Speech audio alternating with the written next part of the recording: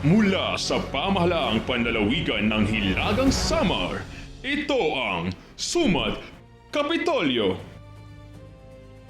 Isang magandang araw mga Nortehanon.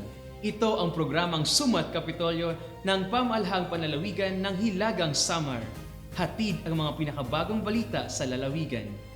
Ang mga balita na inyong matutunghayan para sa episode na ito. Dagdag na benepisyo para sa mga barangay health workers, aprobado na. Passport on Wheels program sa Northern Samar, daan-daan ang napaglingkuran. Mga kasambahay sa probinsya, binigyang pugay ng pamahalaang panlalawigan. Northern Samar Credit Surety Fund Cooperative, formal nang inilunsad. Mula sa pamahalaang panlalawigan, ako si Alvin Kyle Encarnado. Sa ating unang balita, dagdag na insentibo para sa mga barangay health workers sa lalawigan, aprobado na. Upang ibahagi ang detalye, narito si Bree Benicisto. Bilang pagtupad sa hangarin ni Governor Harry Sungchuan na dagdag na benepisyo para sa mga barangay health workers, inaprubahan na ng Sangguniang Panlalawigan ang ordinansa na nagdadagdag ng insentibo para sa mga accredited BHW sa probinsya. Sa ilalim ng bagong panukala na pumasa sa pangatlo at huling reading sa SP noong February 6, 2026, makakatanggap na ang bawat BHWs ng 8,400 kada taon o 700 kada buwan, mula sa dating 500 kada buwan o 6,000 kada taon na insentibo. Ang hakbang na ito ay pagkilala sa mahalagang papel ng BHWs bilang frontliners sa komunidad na silang unang tumutugon sa mga pangangailangang pangkalusugan sa bawat barangay. Bukod sa dagdag insentibo, kasalukuyang ding isinusulong ang inisyatiba na magkaroon ng mga capacity development trainings sa pakikipagtulungan sa TESDA upang higit pang mapalakas ang kakayahan ng mga BHWs sa pagbibigay ng serbisyong pangkalusugan sa komunidad. Nag-file po action bill ang Magna Carta for Barangay Health Workers.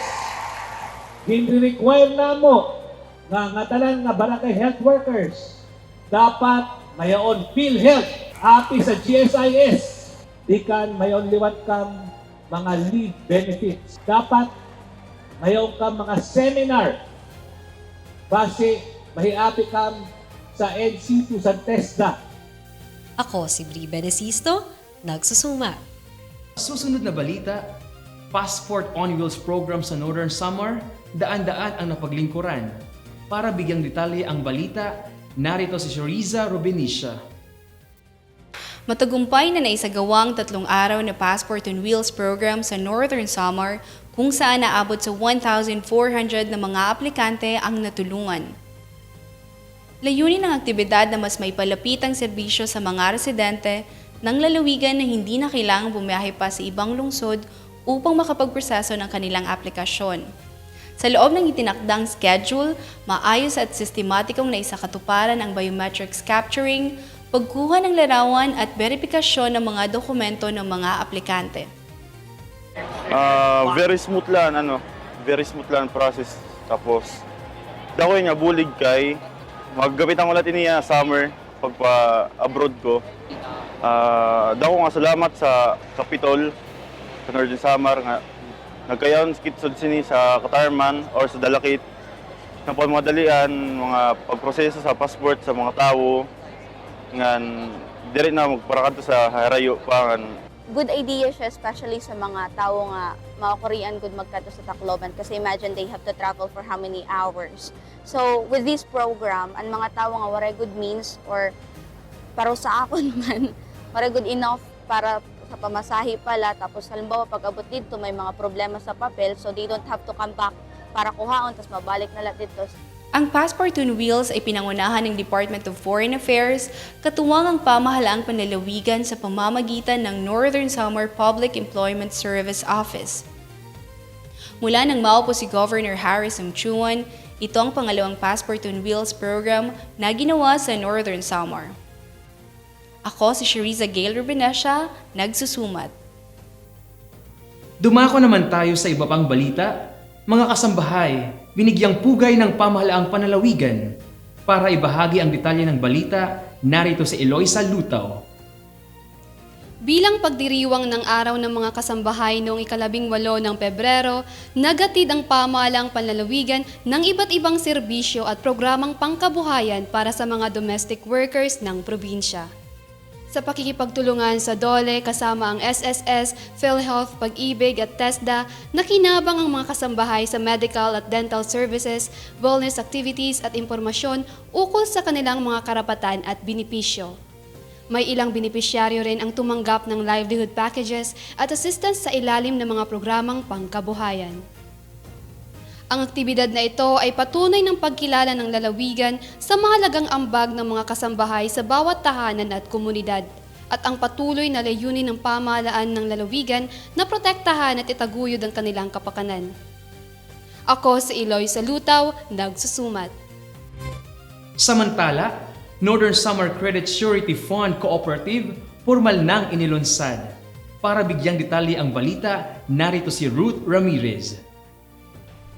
Formal nang inilunsad ng pamahalaang panlalawigan ang Northern Summer Credit Surety Fund Cooperative, isang mahalagang inisyatiba upang mapalakas ang micro, small and medium enterprises, mga kooperatiba at non-government organizations sa lalawigan sa pamamagitan ng pagbibigay akses sa pautang at iba pang serbisyong pinansyal. Ito ay dinaluhan ni CDA Regional Director Venus Hernales, CDA Chairperson Undersecretary Alexander Acuepo, Bangko Sentral ng Pilipinas Financial Inclusion and Consumer Empowerment Subsector Managing Director, Attorney Charina Divira Yap, at iba pang miyembro ng Northern Summer Credit Surety Fund Cooperative. Ang Credit Surety Fund ay magsisilbing garantiya sa utang ng mga kwalipikadong grupo sa kanilang loans sa mga bangko, kaya't hindi na kailangang magsanla ng personal na ari-arian bilang kolateral. Dahil dito, mas maraming maliliit na negosyo ang mabibigyan ng pagkakataong makapagsimula o mapalawak ang kanilang negosyo. Bilang bahagi ng Credit Surety Fund, nagbigay ang pamahalaang panlalawigan ng 3 milyong pisong pondo para dito at isinagawa rin ang 2 araw na startup course at strategic planning workshop upang matiyak ang maayos at responsableng pamamahala ng pondo.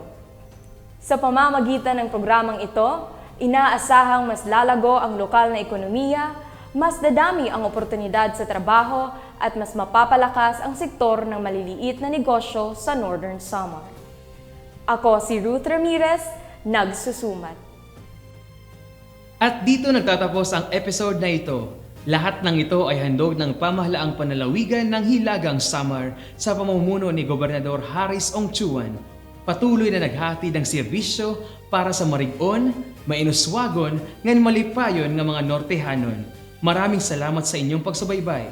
Hanggang sa muli, mula sa pamahalaang panlalawigan, ako po si Alvin Kyle Encarnado para sa programang Sumat Kapitolyo.